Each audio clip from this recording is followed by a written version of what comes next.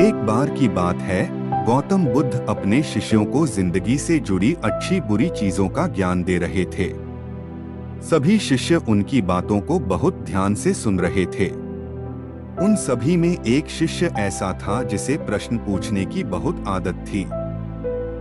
वो उठकर गौतम बुद्ध के पास गया और उनसे बोला, आप हमें जिंदगी के बारे में जो कुछ सिखा रहे हैं उस सब का क्या फायदा, क्योंकि हम में से बहुत से बच्चों को ये भी नहीं पता कि हमारे जीवन का मूल्य क्या है और ये जीवन हमारे लिए कितना कीमती है।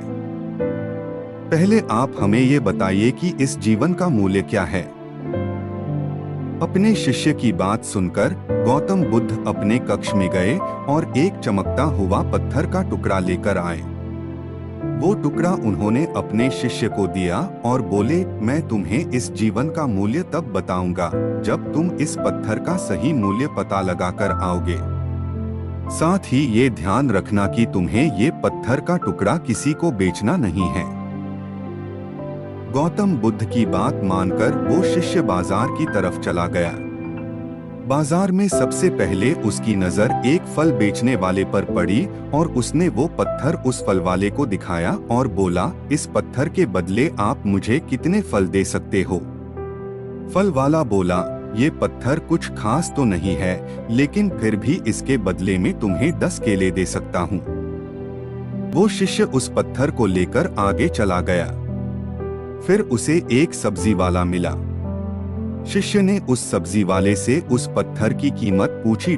सब्जी वाले ने उस पत्थर को ध्यान से देखा और बोला, इस पत्थर की कीमत के बदले में तुम्हें ज्यादा से ज्यादा एक बोरी भरकर सब्जियां दे सकता हूँ। इसके बाद वो शिष्य उस पत्थर को लेकर एक सोने के व्यापारी के पास गया।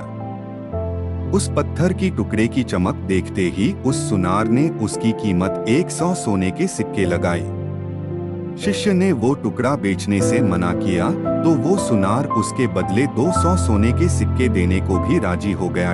लेकिन शिष्य ने वो पत्थर नहीं बेचा। इसके बाद वो शिष्य एक हीरों के व्यापारी के पास गया और उनके सामने उसने वो पत्थर के टुकड़े को रख दिया। उस पत्थर को देखते ही हीरों के व्यापारी ने एक साफ कपड़ा बिछाया, उस पत्थर को उसके ऊपर रखा, फिर उसकी परिक्रमा की और हाथ जोड़कर उस पत्थर को कपड़े में लपेटते हुए वो बोला, तुम जिसे मामूली पत्थर समझकर उसकी कीमत पूछ रहे हो, असल में ये एक बेशकीमती रूबी है। ऐसा रूबी हर किसी को नहीं मिलता। मैं अगर अपना सब कुछ बेच भी दूं तो भी इसकी कीमत नहीं चुका सकता। उस व्यापारी की बातें सुनकर वो शिष्य हैरान हो गया। वो दौड़ा दौड़ा सीधा बुद्ध के पास आया और उन्हें उसने जो कुछ भी बाजार में हुआ वो सब बताया।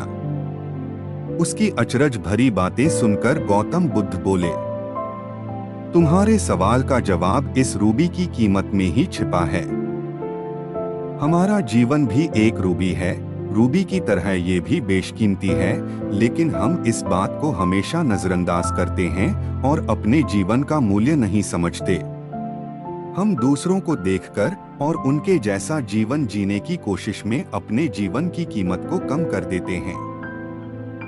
हम ये सोचते हैं कि हमारी जिंदगी की कीमत वही है जो दूसरे हमें बताते हैं, लेकिन ये बात हमेशा ध्यान रखना कि सामने वाला अपनी हैसियत, बुद्धि और अपनी समझ के हिसाब से तुम्हारी कीमत लगाता है।